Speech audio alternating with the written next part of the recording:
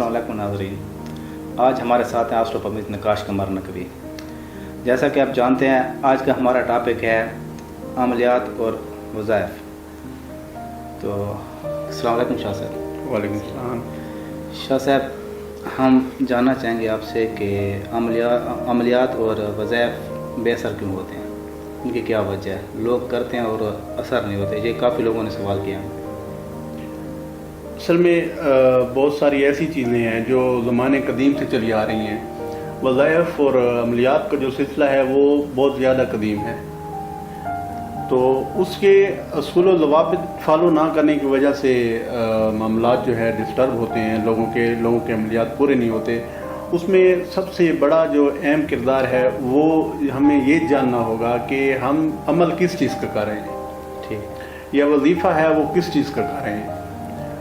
लोग वजीफ़ा कर रहे होते हैं रिस्क के बारे में, तो वो जो उनका पहला दिन होता है जिस दिन उन्हें वजीफ़ा करना होता है तो वो इतवार के दिन से स्टार्ट कर देते हैं, जबकि रिस्क का जो ताल्लुक़ है और रिस्क का जो हाकिम दिन है वो थर्सडे यानी जुमेरात का है। अच्छा, मतलब दिन का ख्याल करना लाजमी है?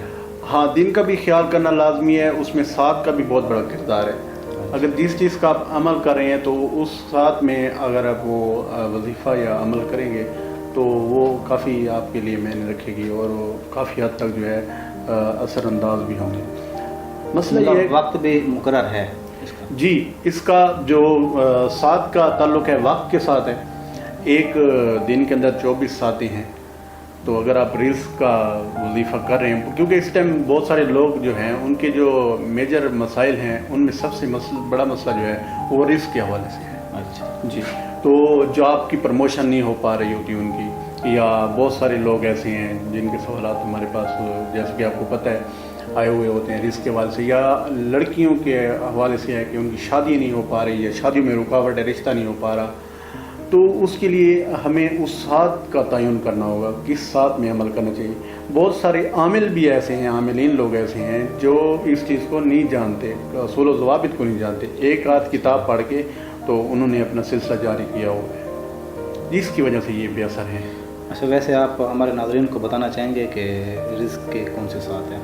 देखें, जो रिस्क के हवाले से है, अगर आप रिस्क का कोई भी वजीफ़ा करना चाहें तो वो आप जुमेरात के दिन सात मुश्तरी में करें।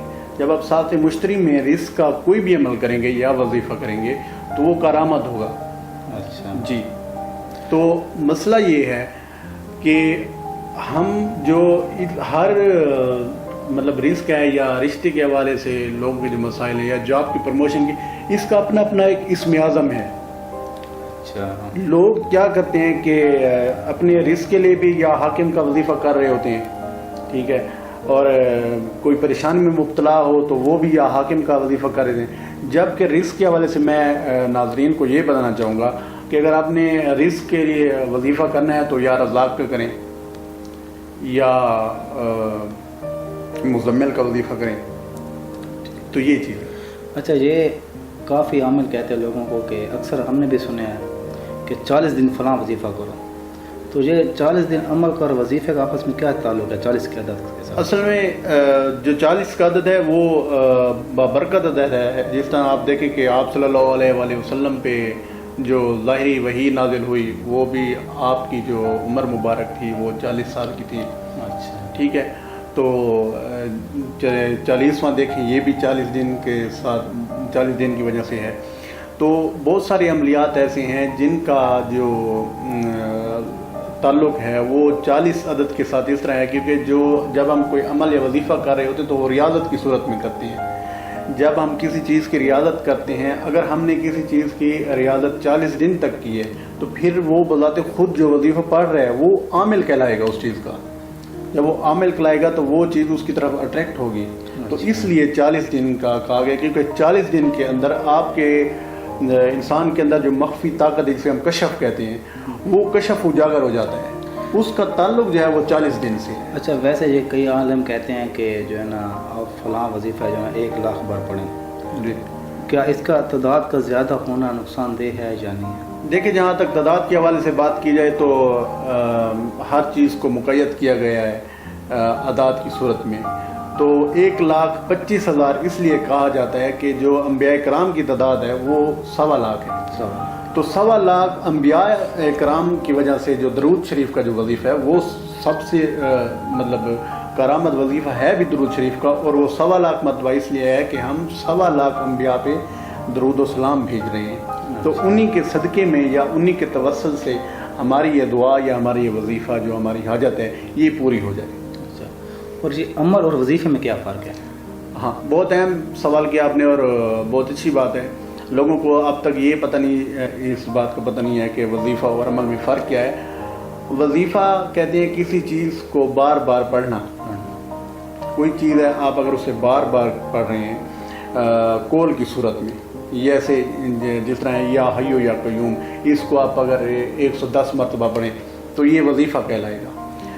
عمل اس چیز کو ہم کہیں گے کہ جب آپ کی کوئی حاجت آپ کو درپیش ہو تو اس کے لیے آپ برائے حاجت کے لیے عمل کریں گے. عمل میں یہ ہوگا کہ آپ اس کو نماز کی صورت میں پڑھیں گے.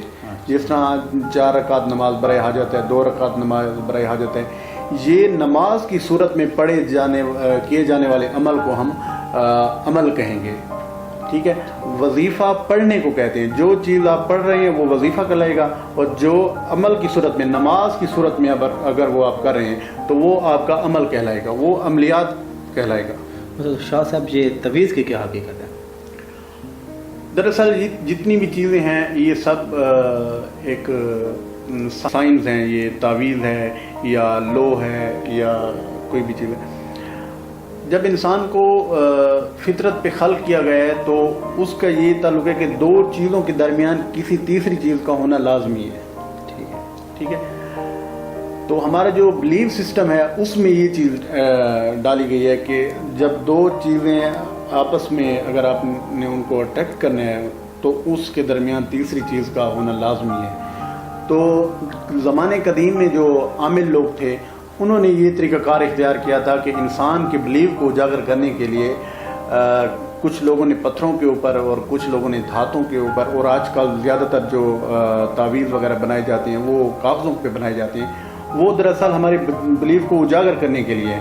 تو انہوں نے بلیف کو اجاگر کرنے کے لیے طریقہ کار یہ اختیار کیا ہے کہ جب زمانے قدیم کے لوگ تھے, جس طرح موسیٰ علیہ السلام کے طلسم تھے, وہ لکھنے سٹارٹ کر دیے تھے, تو وہ ان کے لکھنے سے جو ان کا بلیف ہے جب اجاگر ہوتا تو وہ کام آٹومیٹلی ان کا ہو جاتا تھا. تو اس لیے انہوں نے تعویذ کی صورت اختیار کی ہے. تعویذ کی یہ حقیقت ہے کہ یہ بذات خود ہمارا جو بلیف ہے اس کو یہ اجاگر کرتا ہے. اچھا, تو شاہ صاحب یہ جو تعویذ ہے کوئی بھی عامل لکھتے ہیں تو اس کا وقت کا خیال کرنا چاہیے. وہ کہ کسی چیز کا تعویذ لکھ رہا ہے, فرق رزق کا لکھ رہا ہے یا کسی نظر بات کا لکھ رہا ہے, تو اس کے لیے وقت کا خیال کرنا چاہیے, یعنی ساتھ کا خیال. دیکھیں, تعویذ لکھ رہا ہو یا کسی کو کوئی بات بتا رہا ہو یا اپنا حساب عامل کر رہا ہو تو اس کے لیے اس کی ساتھ کا تعین کرنا لازمی ہے. ہر چیز کا ایک وقت ہے, ہر چیز کا ایک قاعدہ اور قانون ہے.